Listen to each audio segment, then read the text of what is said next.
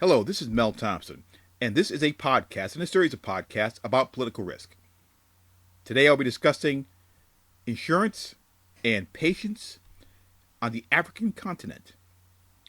The goal is laudable, and the goal of the World Economic Forum on Africa is to have sustainable growth, economic growth, based upon foreign direct investment on the African continent. This is a clear and ongoing theme throughout the forum this year. As I said at the beginning of this podcast, it's a goal that is laudable and it's one that is also quite necessary. But how do you get to that point? If the African continent as a whole is to ever experience a reduction in the two-way mirror of crippling poverty and pockets of wealth, it must look in the mirror and place to decrease corruption.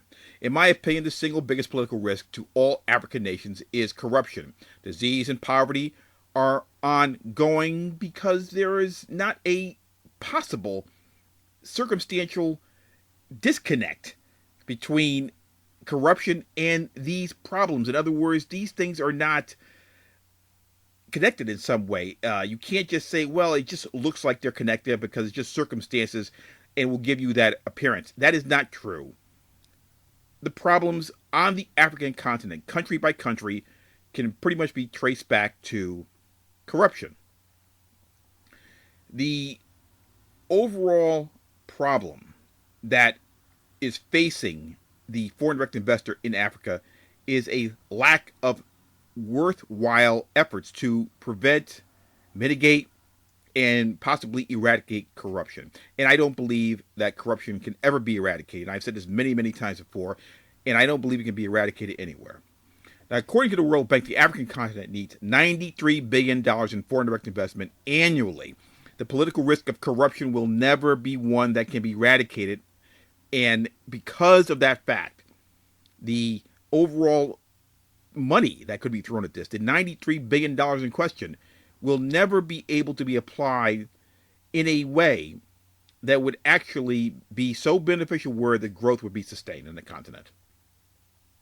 Too many nations, too many ethnic conflicts, and too many years of accepting dictators laid the foundation for corruption eons ago, and it's not going to go away because of $93 billion. The one weapon that foreign direct investors and companies have to combat corruption on the African continent is insurance.